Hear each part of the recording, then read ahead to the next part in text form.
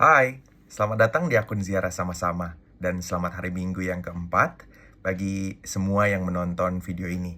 Jadi ini adalah perjalanan ziarah saya dalam membaca Alkitab secara kronologis dalam waktu 1 tahun, hari yang ke-26, yaitu hari Minggu tanggal 26 Januari 2025 yang terambil dari kitab Ayub pasal yang ke-26 sampai pasal yang ke-29.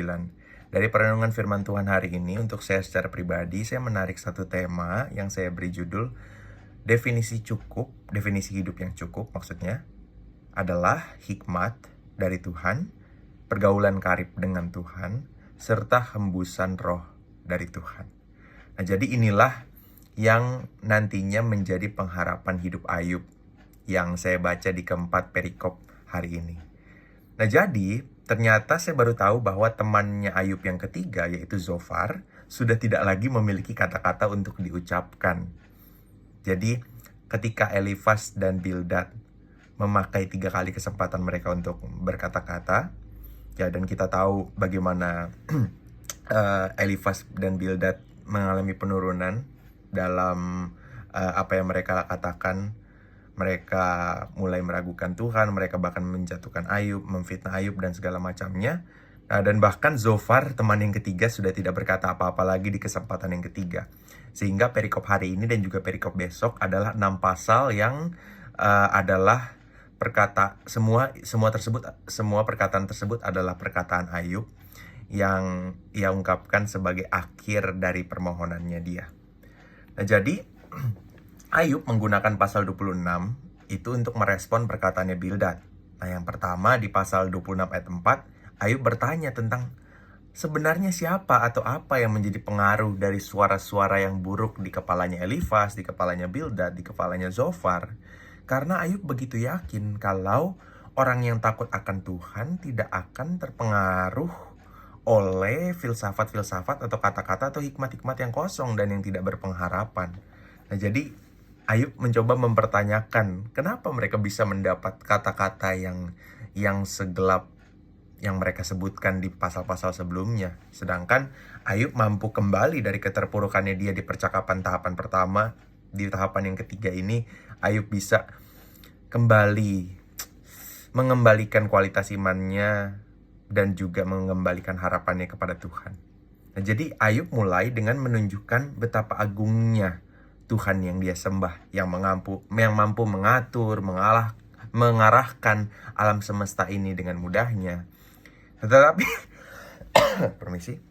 Tetapi menarik di pasal 26 ayat 14 dikatakan bahwa Allah yang Semaha Kuasa itu dapat berbicara kepada manusia dengan membisikkan kata-kata yang lembut. Jadi ini sangat penting buat Ayub karena Ayub sepenuhnya telah kembali kepada imannya. Ayub tahu bahwa meskipun Ayub belum pernah bertemu secara langsung dengan Tuhan atau Tuhan mendatangi dia secara langsung, tetapi apa yang dia pelajari mengenai Tuhan itu seperti bisikan Tuhan yang masuk dari telinganya dia, masuk sampai ke hatinya, dan yang mengubah hidupnya, mengubah cara dia berperilaku, mengubah cara dia berpikir tentang kehidupan ini. Nah, jadi Ayub akhirnya di pasal 27-29 menanyakan hal yang sewajarnya ditanyakan saat seseorang menderita, yaitu tentang alasan, tentang penjelasan yang dia mau Tuhan sampaikan kepadanya. Puji nama Tuhan bahwa di pasal yang ke-27 ayat 3, Ayub mampu mengingat apa yang dilakukan Allah terhadap Adam dan Hawa, yaitu menghembuskan rohnya masuk dan menghidupkan Adam dan juga Hawa. Sehingga itu yang menjadi kepercayaan Ayub bahwa dia mengatakan selama roh Allah masih di hidungnya dia, yang menandakan bahwa selama roh Allah masih menghidupkan rohnya, masih menghidupkan dagingnya, hidup yang benar adalah bagian dari tubuhnya. Dari ujung rambutnya sampai ujung kakinya adalah seluruh bagian tubuh yang akan dia persembahkan di hadapan Tuhan. Nah, jadi Ayub begitu tahu nasib seperti apa yang akan menimpa orang yang berdusta, orang yang melakukan hal keji. Ayub sangat tahu itu. Nah, jadi Ayub sungguh-sungguh menerapkan sikap takut akan Tuhan. Bukan hanya dia menjauhi apa yang dilakukan oleh orang fasik. Nah, tetapi di pasal 29 ayat 25 ini dikatakan bahwa keberadaan hidup Ayub sudah menjadi seperti pemimpin yang berhikmat bagi orang-orang di sekitarnya. Dia telah menjadi berkat, dia telah menjadi jawaban doa bagi orang-orang senior. Dia bisa menjadi berkat bagi orang-orang yang membutuhkan, bahkan kepada stranger sekalipun, terhadap orang yang asing yang dia belum kenal.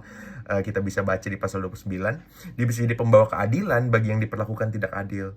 Jadi Ayub melakukan segalanya yang dia dapat dari Tuhan, mencerminkan perilaku Tuhan bagi orang-orang yang kurang bergantung kepada Tuhan, mencerminkan perilaku Tuhan bahkan bagi orang-orang yang jauh dari Tuhan. Nah, jadi sebagaimana saya belajar teladan iman Ayub, bahwa sebagaimana Tuhan telah menjadi andalan Ayub, Ayub dapat menjadi andalan untuk orang-orang yang di sekitar dari dirinya. Puji nama Tuhan. Nah, jadi saya melihat bahwa ada 3 rahasia kehidupan Ayub yang benar-benar dapat mengeluarkan mata air kehidupan bagi sesamanya. Yaitu yang pertama, kesadaran akan roh Allah yang menggerakkan napasnya. Yang kedua, kesadaran bahwa yang termahal dalam hidup ini, yang hanya bisa didapat dari Tuhan saja, adalah hikmat. Dan hikmat itu hanya akan keluar dari diri orang yang takut akan Tuhan. Ini pasal 28 indah sekali menggambarkan, di saat Ayub menggambarkan hikmat Tuhan. Mau gali tanah sampai ke pusat bumi, hikmat gak akan ketemu. Cari sampai ke dunia orang mati, bahkan dunia orang mati akan berkata, saya pernah mendengar tentang hikmat, tetapi saya tidak tahu di mana hikmat itu. Ya karena hikmat yang sejati itu memang datangnya dari Tuhan. Dan hikmat sejati yang datang dari Tuhan hanya bisa diraih ketika seseorang hidup takut akan Tuhan dan menjauhi kejahatan. Dan itulah yang disampaikan Ayub dengan begitu indahnya di pasal ke-28. Dan yang ketiga, yang menariknya, yang mungkin yang paling berkesan buat saya adalah ketika di pasal 29 ayat 3-4 Ayub menyatakan bahwa dirinya memiliki pergaulan yang karib dengan Tuhan. Bayangkan, dia belum bertemu secara langsung dengan Tuhan, tetapi dia bisa menjalin the friendship itu dengan Tuhan yang dia baru dengar dari kata orang. Dia jalin persahabatan yang karib yang membuat Ayub bahkan sebelum bertemu Tuhan telah menerima cahaya yang menerangi langkahnya dia. Dia menghidupi apa perkataan Mazmur yang mungkin bahkan Mazmur belum ditulis di zamannya dia, bahwa firman-Mu pelita bagi kakiku dan terang bagi jalanku. Jadi dengan kesadaran bahwa dirinya dipenuhi dan dikuasai roh Allah, kesadaran penuh bahwa takut akan Tuhan akan membuatnya mendapat hikmat yang sejati, dan kesadaran yang penuh bahwa jalan yang lurus atau jalan yang terbaik yang disediakan Tuhan hanya akan timbul saat seseorang bergaul dengan Tuhan, yang benar-benar menjadi berkat buat saya.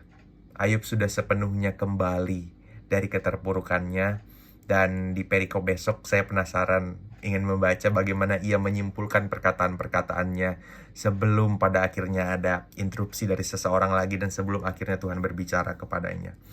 Puji nama Tuhan, saya mendapat banyak sekali berkat dari 4 perikop hari ini. Itu saja yang bisa saya sampaikan dan ceritakan. Tuhan Yesus memberkati.